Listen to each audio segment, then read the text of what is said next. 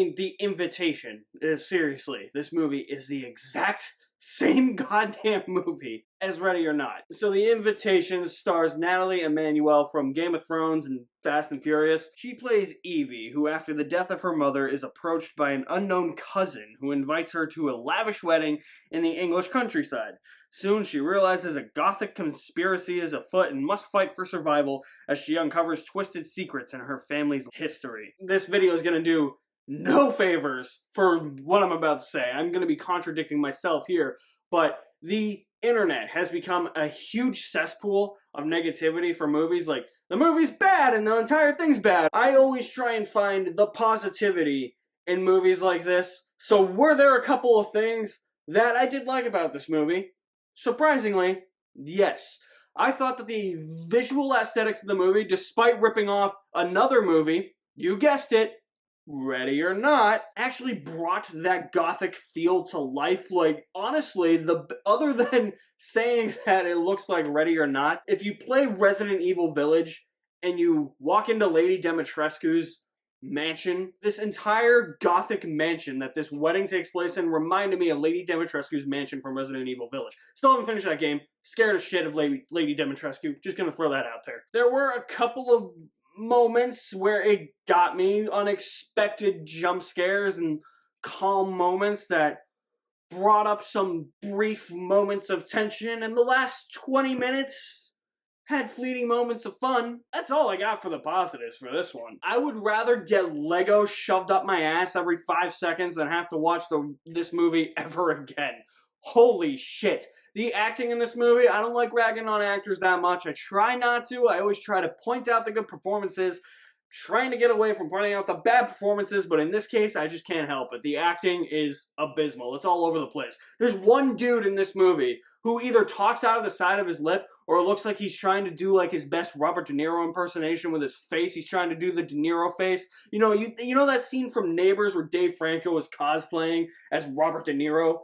And he's got the Robert De Niro face. You know, he's making the Robert De Niro face. It was exactly like that. I'm like, what is this guy doing? Is this a performance choice or is this a direction choice? I don't know. It could have been either or. I would not be surprised if it was a direction choice, though, because the directing for this movie is completely fucking absurd. Whoever directed this has never seen a horror movie in their goddamn life. For one thing, having something go across the screen or having something out of focus in the background that's coming towards a character and then flipping the shot angle to the side of the character and then seeing this old, decrepit, decaying hand just touch their shoulder and have the most cliched musical cues, mystery accent music, accompany that hand touching the shoulder. It's not scary at all, guys. One of the laziest ways to try and ratchet up tension and suspense, and that's what this movie was lacking. Tension and suspense. I was literally not into much of this movie. The last 20 minutes are what I wanted from the entire thing. Despite feeling like it was discount Ready or Not, I was like, I still want to try to have fun with this movie.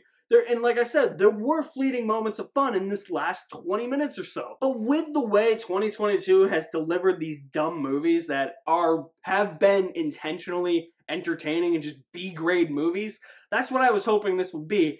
And it wasn't that. It was something completely worse, and it didn't feel like it was an actual vampire movie. Yeah, this is a vampire movie. If you can't tell from the trailers, it's so obvious that that's what it is. The vampires in this movie feel like an afterthought. The inspiration from this movie came from Bram Stoker's Dracula, so they were definitely trying to do a modern retelling of a Dracula story, and it just did not work for me. Natalie Emmanuel is solid in the role.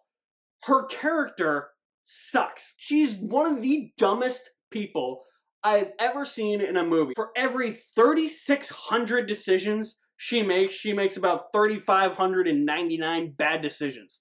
There's one good decision she makes the entire movie. She is literally one of the dumbest characters I've ever seen in a movie like this. I have no idea how this character was even written. Like, there's no character here. Not to mention, she is completely oblivious to this whole thing. She thinks something's going on, but like, seriously, like, if you were part of this, like, wouldn't you think it would just be weird? Like, your second cousin would just invite you to some wedding in another country, in the countryside, with a bunch of people you don't know who are acting suspicious. that would be the moment where I hightail it the fuck out of there. She doesn't even do that once. She's just like, I just want to go fuck this guy. She's just focused on fucking some dude who I think was part of her own bloodline, so it may have been incest. I have no idea. It's Game of Thrones with vampires, if that's the case. Well, minimal vampires. It's like Jurassic World Dominion, you know, where Jurassic World Dominion didn't have many dinosaurs. The Invitation doesn't have many vampires. The supporting characters just weren't good either, when most of the movie just focuses on this chick's love life and the dumb decisions she makes. It's dull and it's bland. Like, I'm not interested in any of that. It's a vampire movie. Commit to the vampire stuff. Don't go all Twilight-y on me. Twilight gives vampires a bad name, but there's been great vampire movies that are not named Twilight. You know, I feel like the perception of vampires now is, oh, they sparkle in the sun and they just fall in love. But there's been dark shit with vampires. Do that shit, please.